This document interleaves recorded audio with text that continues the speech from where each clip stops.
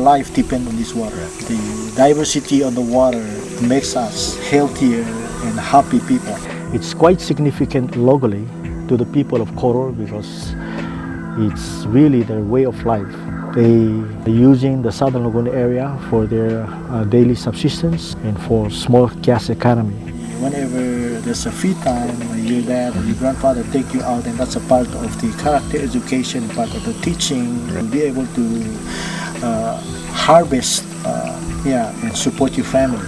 Aside from the beauty, we had so many things. Fish and so many different kinds of corals, sea urchins, clams everywhere. And yes, I think we big impact during the El Nino La Nina event back in 1998. It was a pretty devastating because it's really nothing that people remember of that sort. You see these corals and it look dark, like black holes, like it's just big caves. Right. Although it's not, it's just dead ones. If you dive there, it just looks terrible. It looks pretty bad. The color is terrible. Everything doesn't look good. According to our scientists, it's anywhere between 40 and 80% mortality, depending on the species. Biggest blow to Palauan thinking is that we tried very hard to save our reefs, our resources, and we've always been proud of our community management and our tradition of being very good conservationists. The bleaching gave us a very big message that we cannot hide from the global change. So it completely changed the thinking that maybe we can't only do something ourselves as the local, we need to participate in bigger global initiatives on coral protection.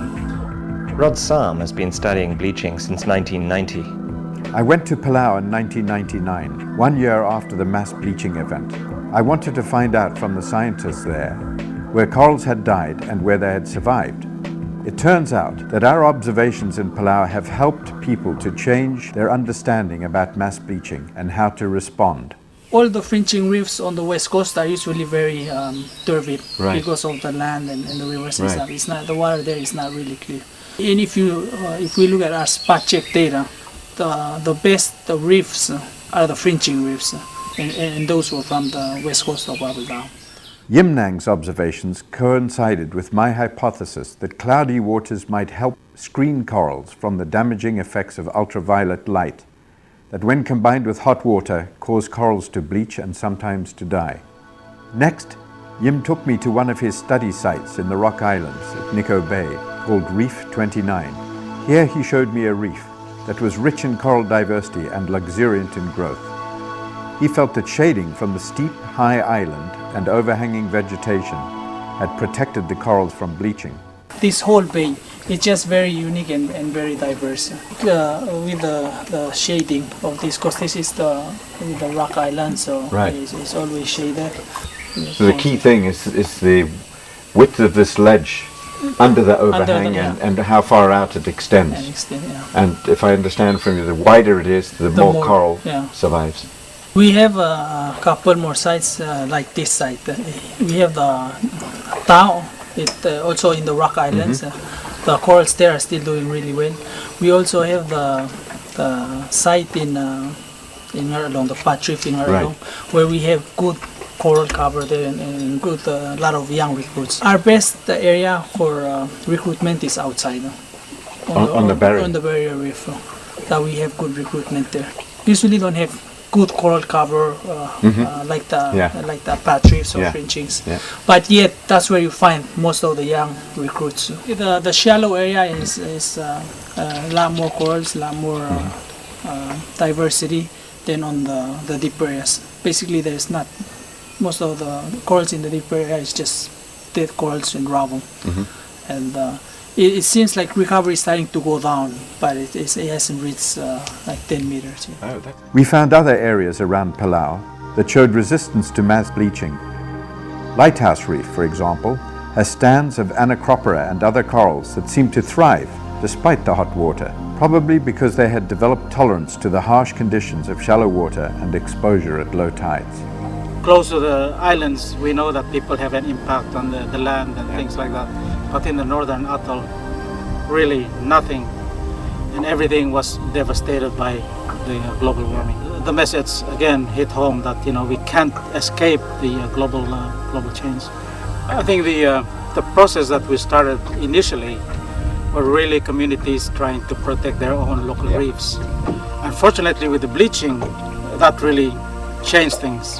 It's not only that we get some of the impacts coming outside of the village boundaries, it's coming from outside, such as the global warming.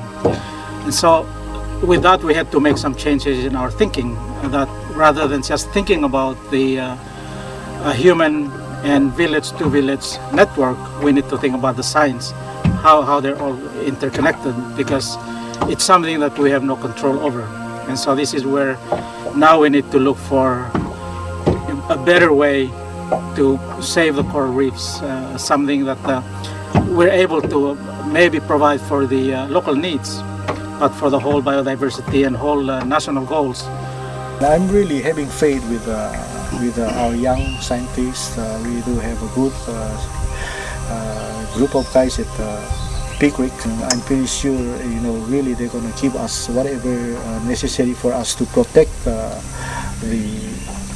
the biodiversity in this region. At the same time, we give them opportunity to complete the studies. So we are also very interested to see the result of that. We want to look at the hardiness of the corals, so we're completely changing the thinking, and that's why we led to thinking that, okay, now we have these areas, we need to look at the science, we need to look at the legislation, and so we have a legislation now pending in Congress, which will put it all together on a national level. National level will connect them, the management will be left to the communities and villages, but the science, we will have to look at the best sites for Palau and the most resilient areas. Where are they and how they are connected currents wise, where the source and sinks are. So we need to really look at that deeply.